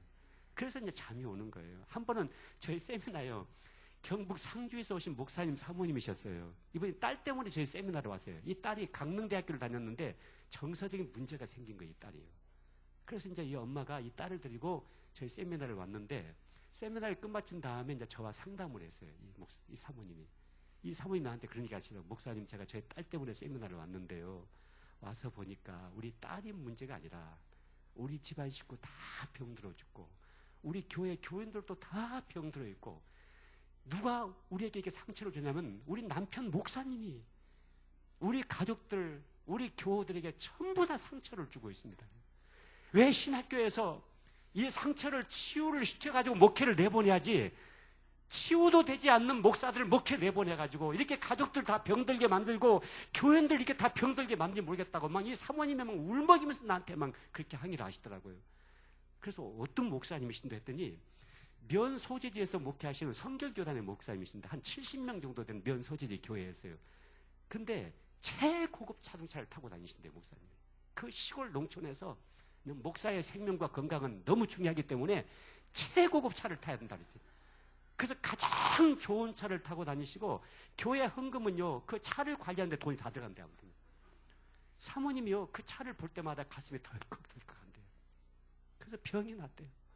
그리고 목사님이 돈 관리하면서 1,000원짜리 하나 주면서 콩나물 사다 국 끓이라고 하고 있고 2,000원 주면서 두부 사다 찌개 하라고 그랬고 이런 식으로 목사님이 가정생활을 이렇게 한다는 거예요. 그래서 모든 가족이 다 병이 들었는데 거기서 끝나는 것이 아니라 예배 시간에 여러분 시골 성도들은요 일주일 동안 논밭에 나가서 일을 하잖아요. 여러분 동이 트면 들로 나가가지고 어둠이 지면 집에 들어오는 그렇게 일을 하다가 주일날 하루 쉬거든요. 주일날 하루 쉬면 이제 교회 딱 와서 있으면 몸도 나른해지죠. 정신도 나른해지죠. 그래서 가끔가다 조는 분들이 있을 수 있잖아요. 근데 이 목사님은 어떻게 하냐면요 예배 시간에 조는 것은 이게 설교자를 도전하는 것이다 해가지고요 끌어내가지고 예배 시간 끝날 때까지 앞에다 세워놓는데요 이렇게. 자기 목사님은 그렇대요. 근데 우리 교회 성도들은 우리가 교회가 있는 그 지역에는 다른 교회가 없어가지고 갈 데도 없대 다른 데도. 그러면서 이런 목사님이 우리 남편이고 이런 목사님이 우리 교회 성도들을 다 상처를 주고 있는데 이걸 도대체 어떻게 하면 좋겠느냐고 막 저에게 막 호소를 하더라고요. 그래서 목사님 오늘 우리 내적지구 세미나 한번 보내실 때 절대 안 간대요. 절대 내가 어디 가가지고 남의 목사 밑에 가가지고 내가 무슨 설교 듣고 다니 나는 하나님께 직통 계시 받는다 해가지고 말이죠. 또 그런 식으로 한다는 거예요. 이 사람이 너무 깊은 열등감을 갖고 있는 거예요. 사람이 너무 열등감을 가지고 있으면 겉으로 뭐가 있는 것처럼 보여야만이 마음의 안정이 되거든요. 그래서 제일 좋은 차를 타고 다녀야만이 뭐가 된 것 같고 뭐가 좀 존경받는 것 같고 인정받는 것 같고 너무 깊은 열등감을 갖고 있고 또 예배 시간에 성도들이 좋을 수 있죠. 하나님의 사랑하는 자에게 잠을 준다겠는데 성경적으로 하는데 말이죠. 뭐 그 사람을 끌어내가지고 말이죠. 앞에다가 벌 세워놓고 이것은 목사의 폭행이죠. 이것은요. 폭력이죠. 절대 그런 일은 있었으면 안 되는데 그런데 불면증이 이렇게 무섭다 그 얘기예요. 여러분요. 불면증이 무서운데 이 사모님이 불면증 때문에 제 세미나를 오셨는데 둘째 날 저녁에 완전히 불면증에서 벗어났어요. 이분이. 그리고 이제 셋째 날 마지막 시간에 모든 사람들 앞에 나와서 이분이 간증을 하셨는데 어떻게 해서 이 불면증에서 이제 벗어나게 됐냐면은 이분이 이제 교회를 다닌 지 수십 년 됐고 목사님 사모님이시고 예수를 믿은 지 오래됐기 때문에 나는 누군가를 용서해야 될 사람이 아무도 없다고 생각이 드셨답니다. 나는 다 용서했다. 그런데 이제 기도하는 시간에 하나님께 물어봤다. 하나님, 혹시 제가 아직도 누구를 용서를 못하고 있습니까? 하나님. 여러분 우리가 의식 속에 붙잡히는 것은 얼마든지 우리가 해결할 수가 있어요. 그런데 우리 안에 한 70% 정도의 잠재의식의 세계가 있잖아요. 그래서 우리 기억 속에 붙잡히지 않는 것들이 그 속에 이제 잘못 깔아져 있다고 이렇게 해요. 그래서 이제 하나님께 물어보니까 퍼뜩 무슨 생각이 딱 드냐면은 어렸을 때 아버지가 군인이셨답니다. 근데 도박을 많이 하셨어요. 그리고 밤중에 안 들고 아침에 들어오고 아침에 들면 엄마하고 또 다투고 또 싸우고 그런 장면을 몇 번 목격을 했는데 하루도 아버지가 밤에 안 드시고 아침에 들어왔답니다. 그리고 밥을 먹는데 상을 뒤집어 엎었대 아버지가요.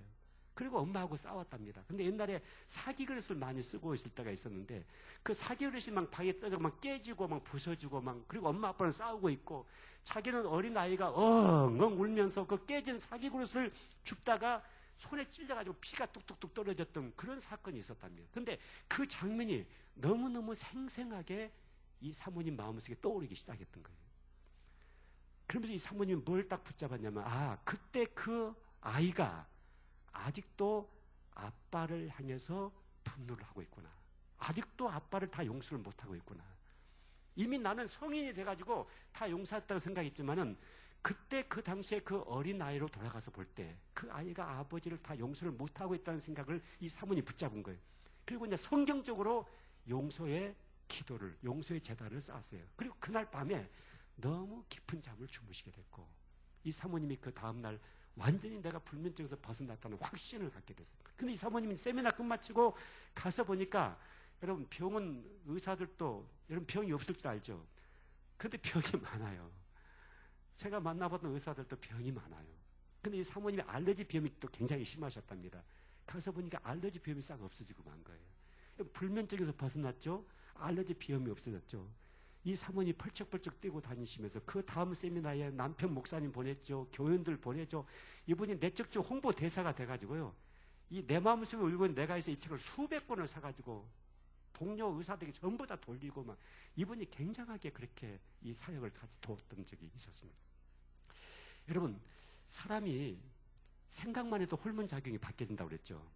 그래서 성경에 보면 심령의 근심은 뼈를 마르게 하거니와 마음의 즐거움은 양약이다. 심령의 근심은 뼈를 썩게 하거니와 마음의 즐거움은 양약이다. 이런 말씀입니다. 여러분, 여기 뼈를 마르게 한다는 얘기가 무슨 얘기입니까? 뼈를 썩게 한다는 얘기가 무슨 얘기입니까? 우리 몸에서 모든 피를 어디서 만들어냅니까? 뼈에서 만들어냅니다. 그래서 뼈가 마른다는 얘기는 피가 마른다는 얘기입니다.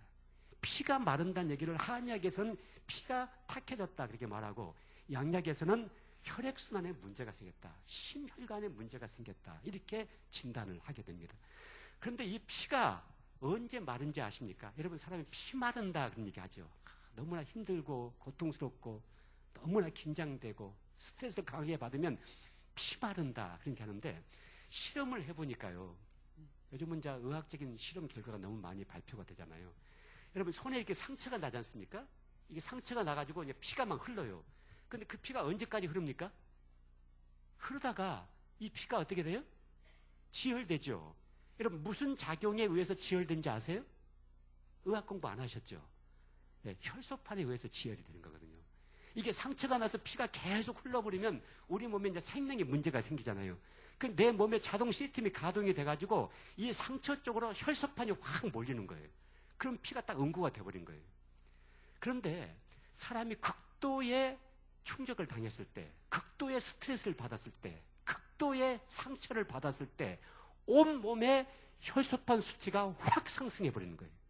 이 몸에 혈소판 수치가 확 올라가는 거예요. 그 혈소판 수치가 딱 올라가 버리면 피가 탁해지기 시작하는 거예요. 피가 응고되기 시작하는 거예요. 그러면 평상시는 정상적으로 혈액이 순환이 됐는데 갑자기 혈소판 수치가 올라가 버리고 피가 탁해지니까 이게 가는 혈관에 그 혈액이 통과를 하다가 그게 딱 막혀버릴 때가 있다는 얘기죠. 그 막히면 그냥 혈액과리가 생기고 그게 이제 뇌에서 터지고 장에서 터지게 되죠. 여러분, 사람이 언제 중풍으로 쓰러집니까? 행복할 때 쓰러진 거 보셨습니까? 기분 좋을 때 쓰러진 거 보셨습니까? 여러분, 내놈하다가 쓰러지고 말이죠. 응? 이럴 수가 네가 나에게 이럴 수가 있는가 하면서 여러분, 그래서 사람이 없어지잖아요. 그렇게 극도의 충격과 스트레스를 받으면 이 몸에 갑자기 혈소판 수치가 확 올라가 버리고 우리 피가 탁해지게 되고, 이것을 성경은 뼈가 마른다 그렇게 표현했습니다. 그런데 심령의 근심은 뼈를 마르게 하거니와 마음의 즐거움은 양약이니라. 여러분, 우리가 마음에 기쁘고 감사하고 행복하고 감격 있고, 그럴 때 우리 안에서 엔돌핀 같은 호르몬들이 많이 분비가 되고 우리 몸의 모든 면역체들이 굉장히 향상이 되잖아요. 여러분, 황성조 생식이라는 것 접해보셨어요? 혹시? 굉장히 애호가들이 많으시네요. 그 황성과 생수는 황성조 박사가 이제 암 전문의 아닙니까, 그분이. 암 전문인데 암 환자들을 치료하기 위해서 이제 그 생식을 이분이 만든 거거든요. 근데 그 황성조 박사가 제가 이제 서울에서 간사를 할 때 그분이 학생이었어요. 서울대학교 학생이었기 때문에 제가 이제 굉장히 개인적으로 잘 알고, 몇 년 전에 저희 교회 와서 집회도 했어요. 지금은요, 그 황성주 박사는요, 의과대학 교수죠, 암 전문이죠, 지금 목사도 됐어요. 또 목사 안수를 받았어요, 친구들. 근데 이분이 저희 교회 집회로 왔는데 책을 한 권 들고 왔더라고요. 책을 딱 들고 왔는데 그 책을, 목사님 내가 이번에 쓴 책이하고 책을 줬는데 보니까 책 제목이 뭐냐면 암은 없다, 이 책이에요. 그런데 내가, 아니, 암 전문의가 암이 없다는 책을 쓴 거예요. 그래서 어떻게 이런 책을 씁니까 했더니 저보고 하는 얘기가, 목사님, 암세포가 없는 사람이 어디가 있습니까? 건강한 사람 몸에서 하루에 300개에서 500개 정도의 암세포가 만들어집니다. 근데 그 모든 암세포를 우리 몸에 있는 면역세포가 전부 다 죽여버리기 때문에 우리가 암에 안 걸리는 것입니다. 그래서 이 암이 없다는 얘기는 우리 안에 있는 이 면역체계가 활성화돼 버리면, 면역세포가 강화가 되면은 절대 암에 걸리지 않습니다. 그래서 암이 없다는 얘기입니다. 근데 왜 암에 걸리냐면 우리 안에 있는 이 면역세포가 굉장히 저하가 돼버릴 때 이 암세포를 다 죽일 수가 없고, 살아남은 암세포들이 자리를 잡고 세포 분열을 해가기 시작하면 그것이 이제 암이 되게 되는 것입니다. 특별히 우리 몸에 이 NK 면역세포가 이 암세포만을 전문적으로 죽이는 그런 중요한 세포랍니다. 일명 살인세포랍니다. 그런데 이 NK 면역세포의 이 능력이 저하가 돼버리면은 우리가 암에 노출될 수밖에 없다고. 제가 서울 온자력병원에 암 전문의에게 제가 좀 교육을 좀 받았습니다. 암을 워낙 많이 이제 관여를 해보신 선생님이신데, 이 교수님이 그런 얘기 하더라고요. 자기가 굉장히 중요한 데이터를 갖고 있더라고요. 워낙 수천 명의 암 환자를 이렇게 대해봤기 때문에. 근데 예수 믿는 사람하고 예수 믿지 않는 사람하고 암 걸릴 확률이 한 3배 정도 차이가 나더랍니다. 예수 믿는 사람들이 훨씬 더 암에 안 걸리는 거예요. 물론 예수 믿는 사람들 몸을 좀 관리를 하잖아요. 술, 담배도 안 하죠. 무슨 성병이 있으니까 뭐 그러잖아요. 그러니까 훨씬 더 암에 노출이 더 안 되겠죠. 훨씬 더 면역체가 더 강화가 되겠죠. 그런데 또 하나 이 교수님이 나한테 재밌는 얘기 하더라고요.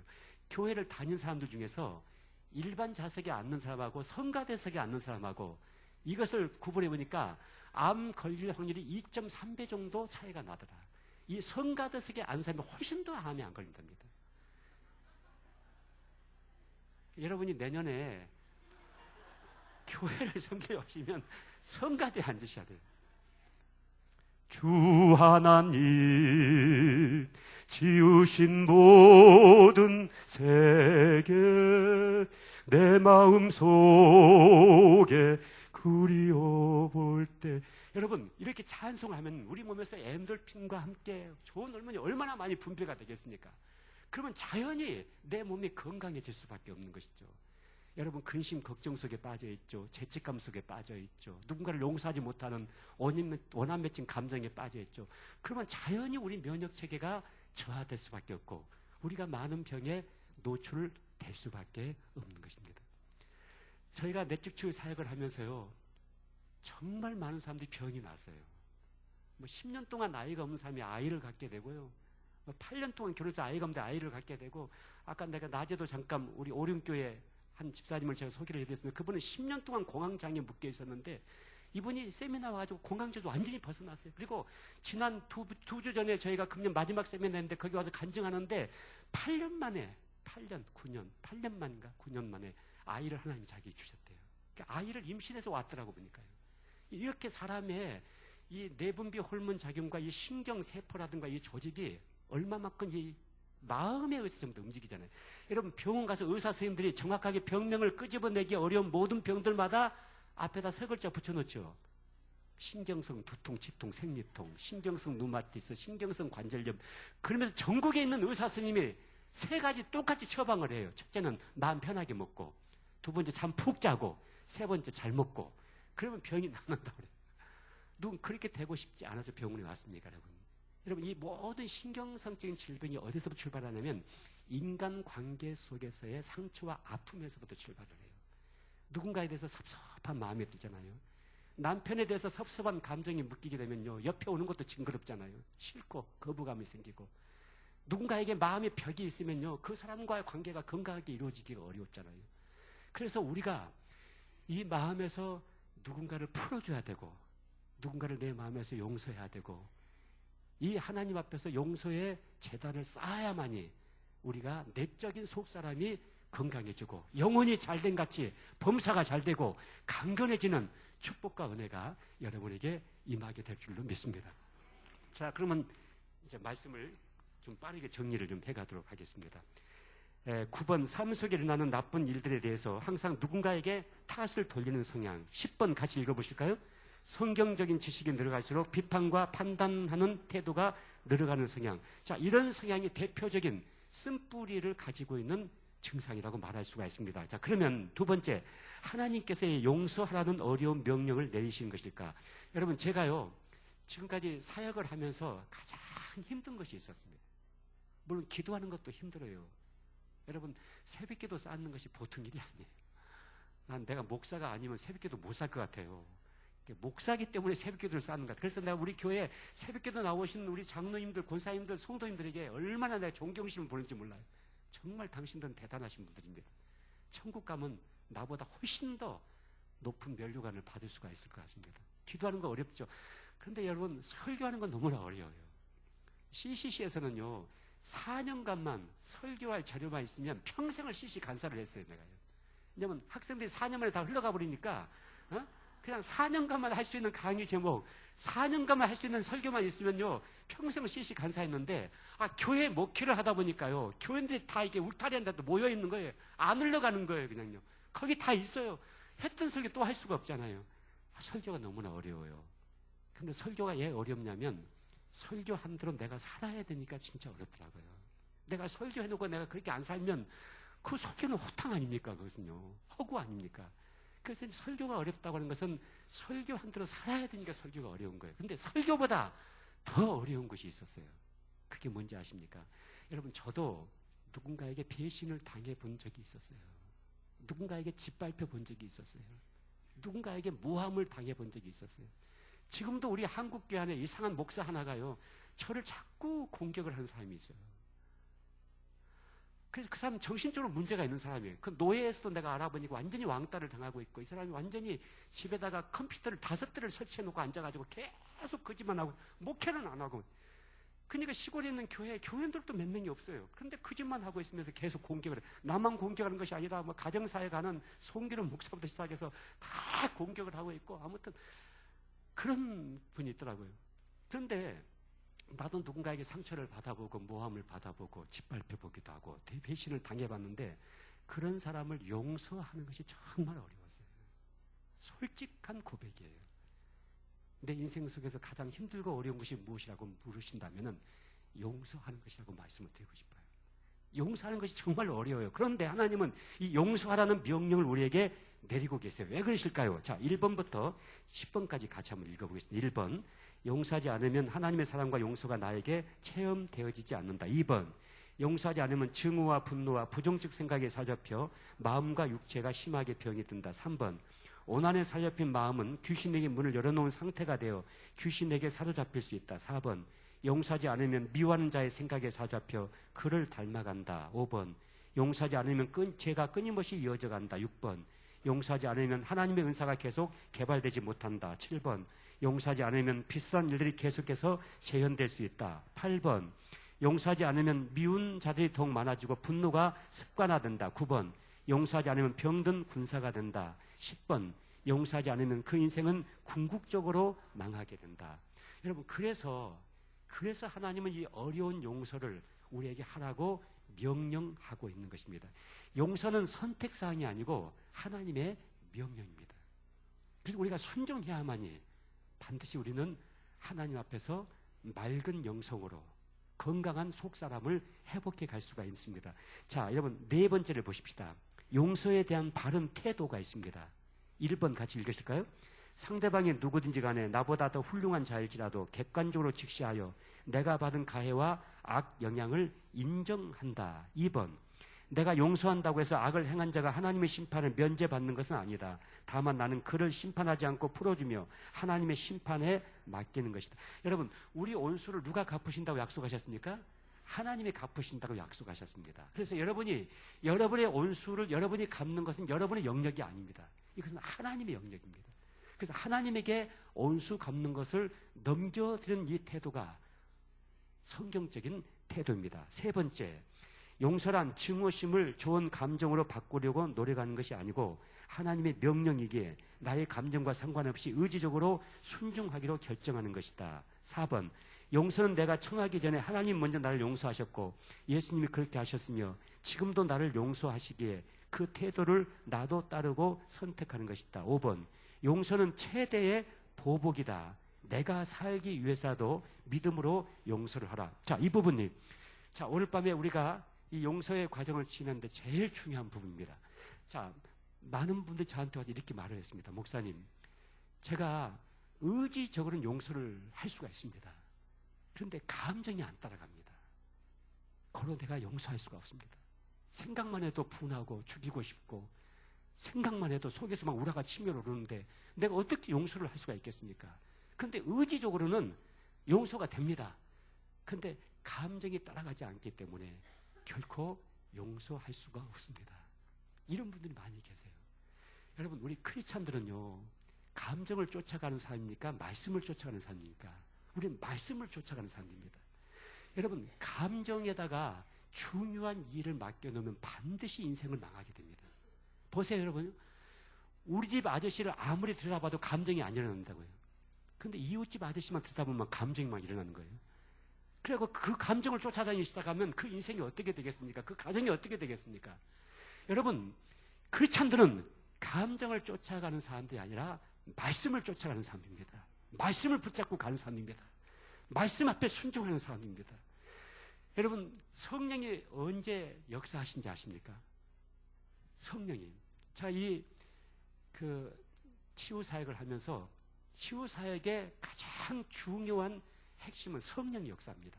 성령께서 우리를 변화시키고 성령께서 만져주시고 성령께서 뿌리를 뽑아내셔야 되는데, 성령이 언제 움직이시냐면 말씀과 믿음의 역사가 있는 곳에 성령은 움직이십니다. 여러분, 말씀만 있고 믿음이 없으면 성령은 움직이지 않으십니다. 믿음만 있고 말씀이 없으면 성령은 움직이지 않으십니다. 반드시 말씀과 믿음의 역사가 있는 곳에 성령은 움직이기 시작하십니다. 자, 여러분이 용서를 한다고 할 때 용서를 감정으로 하는 것이 아닙니다. 느낌으로 하는 것이 아닙니다. 용서라고 하는 것은 말씀을 붙잡고 믿음으로 하는 것입니다. 여러분, 죄의 반대가 뭔지 아십니까? 죄의 반대가 뭐예요? 선입니까? 의로움입니까? 죄의 반대가 거룩함입니까? 아니에요, 여러분. 죄의 반대는 믿음이에요, 믿음. 믿음으로 하지 아니한 모든 것이 죄라고 로마서 14장 23절의 성경은 정리를 드리고 있습니다. 믿음으로 하지 않는 것이 죄예요. 여러분, 우리가 믿음으로 예수님 영접하죠. 믿음으로 우리가 용서를 구하죠. 믿음으로 성령 충만 받죠. 믿음으로 기도하죠. 여러분, 기독교의 모든 것은 백사만사 다 믿음으로 하는 것이에요. 그래서 오직 의인은 믿음으로 말미암아 살리라고 말씀하고 있습니다. 이 용서라고 하는 것은 말씀을 붙잡고 믿음으로 하는 것입니다. 감정으로 하는 것이 아닙니다. 하나님의 말씀에 내 원수를 갚으신다고 약속하셨기 때문에 하나님께 원수 갚는 것을 넘겨드리고 하나님 용서라고 명령하셨기 때문에 그 말씀을 붙잡고 내가 믿음으로 하나님 아무기를 용서하겠습니다. 아무기를 내가 용서하겠습니다. 이렇게 믿음으로 선포하는 순간 성령께서 내 안에 깊이 박혀있는 쓴뿌리를 확 뽑아내시고 내 안에 쓴 독의 관을 끊어내시는 하나님의 역사가 우리에게 나타나게 되는 것입니다. 여러분, 사람들은요, 이 믿음으로 하는 것을 처음에는 가짜라고 생각을 해요.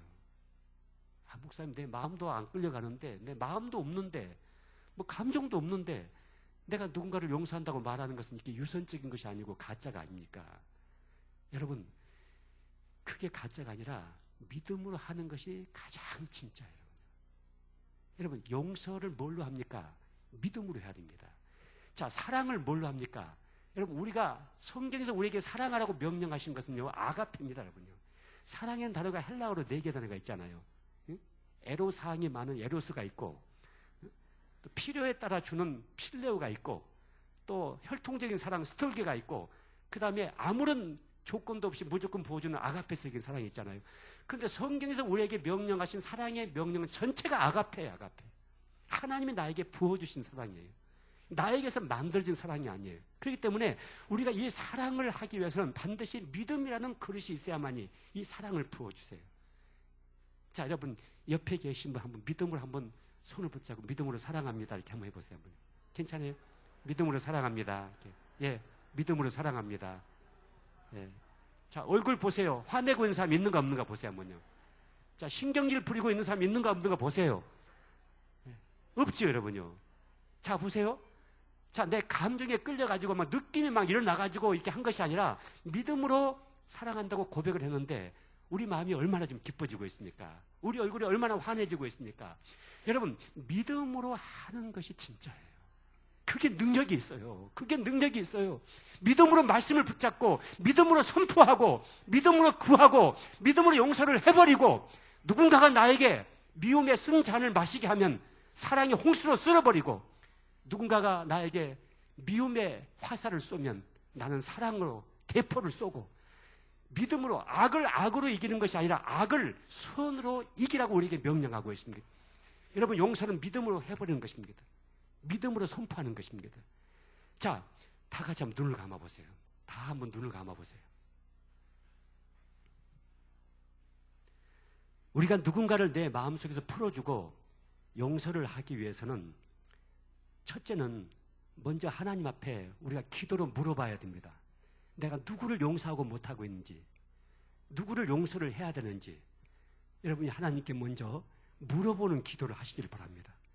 그러면 성령께서 우리가 용서를 해야 될 사람을 생각나게 하실 것입니다. 용서를 해야 될 사건을 떠오르게 하실 것입니다. 그러면 그 사람과 그 사건을 붙잡고 언제 어디서 어떻게 나를 가해했는지 생각이 나는 대로 구체적으로 하나님께 보고하듯이 말씀을 드리는 것입니다. 이때 반드시 여러분의 목소리가 여러분 몸에 울릴 수 있도록, 여러분 입에서 나오는 목소리가 여러분 귀에 들려올 수 있도록 소리를 내어서 여러분 하나님께 기도하는 것은 매우 중요합니다. 자, 그렇게 하나님 앞에 보고하듯이 나에게 상처와 아픔을 준 사람에 대해서 말씀을 드린 다음에 예수님의 십자가의 보혈을 의지하여 내가 믿음으로 용서하겠습니다. 이렇게 선포하는 순간 성령께서는 우리 안에 새로운 일을 행하시게 될 것입니다. 여러분, 이 앞에 있는, 자, 지금 눈을 떠서 이 앞에 있는 영상을 한번 봐주시기 바랍니다.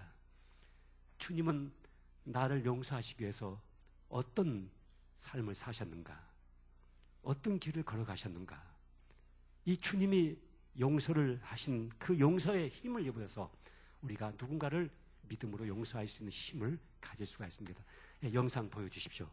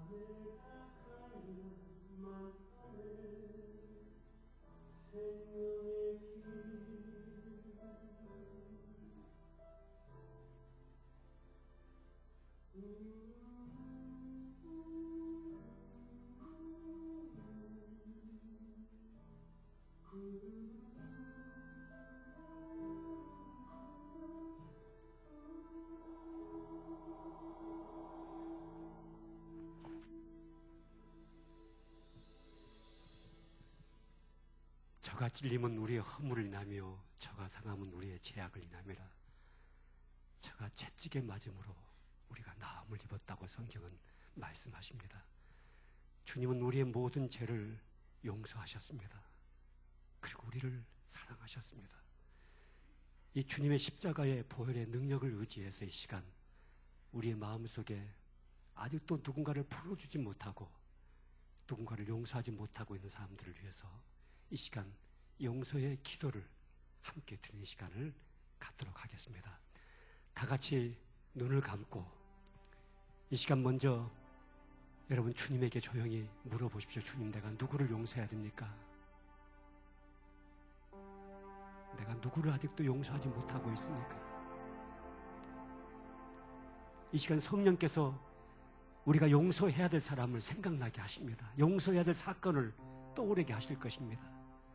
그 사람과 그 생각을 붙잡고 이 시간 보고하듯이 언제 어디서 어떻게 내가 가해를 당했는지,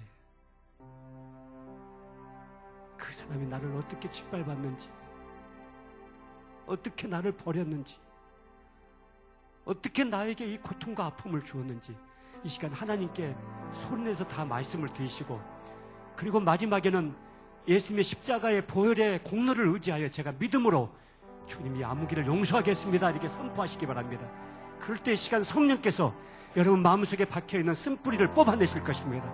여러분 속사람을 능력으로 강건하게 하실 것입니다. 우리를